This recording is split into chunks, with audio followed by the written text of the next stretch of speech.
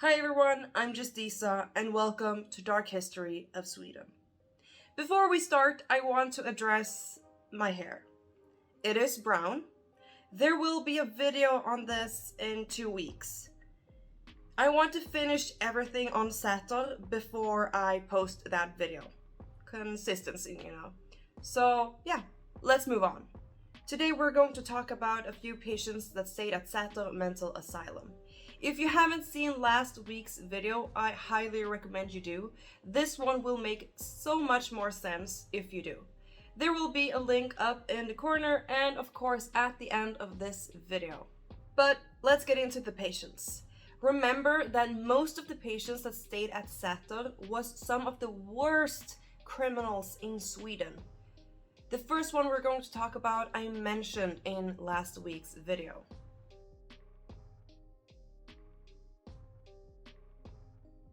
Sigvard Nilsson-Thurneman was born 14th of November 1908 in Sala. During the 30s, he reigned terror throughout Sala. He was the head of the Sala League, also named the Magic Circle, that robbed and murdered 5 innocent citizens. Sigvard was an expert manipulator and had a magic-like grip on his supporters. Thurneman liked killing, enjoyed it. He didn't think it was worth it just to rob people. He had to murder them as well. He was known as one of the most dangerous men in all of Europe, with the nickname the Manhunter. Since he enjoyed killing so much and didn't think it wrong to kill them, instead he saw it as a deliverance of the soul.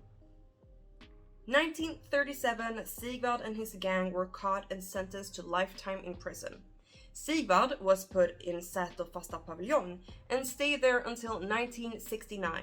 He was released in secrecy and never committed any crimes after that. He learned many languages and worked as a translator the last 10 years that he was alive. Sigvard Nilsson-Thurneman died on 11th of July 1979 and had his last wish fulfilled.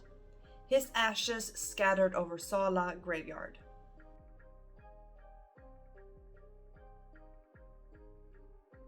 Lars-Inge Svartenbrandt was born 5th of May 1945 in Grytnäs. As a child, he was abused by his foster parents, both physically, mentally, and sexually. This created an awful character that fought back against the society that had failed him. He was known in Sweden as one of the most terrible criminals. For 4 decades, he robbed, used automatic weapons against the police, and succeeded in escaping from some of the high security prisons in Sweden. He was known as Svarten, an abbreviation of his last name. A man parents frightened their children with, and a man criminals looked up to. Svarten referred to himself as the incurable psychopath. Even though he was a dreadful man, he was very intelligent and highly educated, as well as deeply religious, and he mingled with celebrities. Svarten was caught several times, but after sitting in Kumla, a high-security prison that is still active today, he requested that to be transferred to Säter's Fasta Pavillon in 1983. During a furlough in 1989 to see his mom, he escaped again, but was caught and put to prison.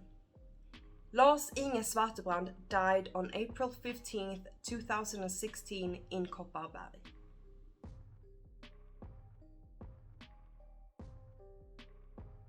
Ester Henning was born 28th of October 1887 in Yngshyttan. She came to Säter Asylum in 1919 after having hit her mother in the head with a frying pan and also cutting all the electrical cables in her parents' house. Ester spent a total of 66 years at different mental asylums. When she arrived at Säter Asylum, she was protesting against the confinement.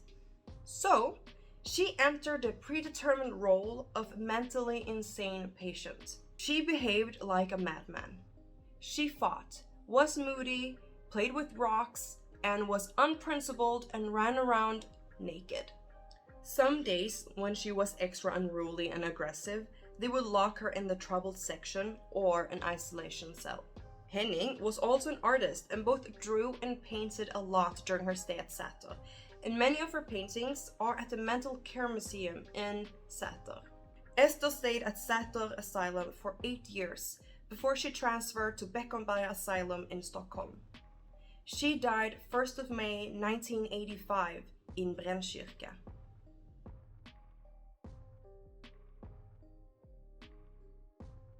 Last but not least, Kalle. We don't know his last name, when or where he was born, but he arrived at Säter Asylum in 1912. When he was admitted, he had felt stalked, threatened, and was affected by electrical currents. He was well liked by the staff and patients, and since he was so liked by the staff, he got some perks. He got his own room with a key so that he could come and go as he pleased. Kalle also had privileges such as being able to use the smithy, where he made candelabras that he had in his room. He also wrote poems, painted, made sculptures, as well as made furniture. Some of these things still reside in the Mental Care Museum in Säter. Kalle stayed at Säter Asylum until he died, which is unknown on when and how. He didn't want to leave and stay there for over 30 years. That is all I had on some patients that stayed at Säter Asylum. Next week, we will talk about another killer that stayed at Säter Asylum. He is known as Sätermannen. He confessed to over 30 murders. So make sure you are subscribed, hit that bell so you don't miss it. Thank you so much for watching. Take care of each other and yourself, and I will see you guys in my next video. Bye! Like I said, they get worse every time. I'm sorry. Bye.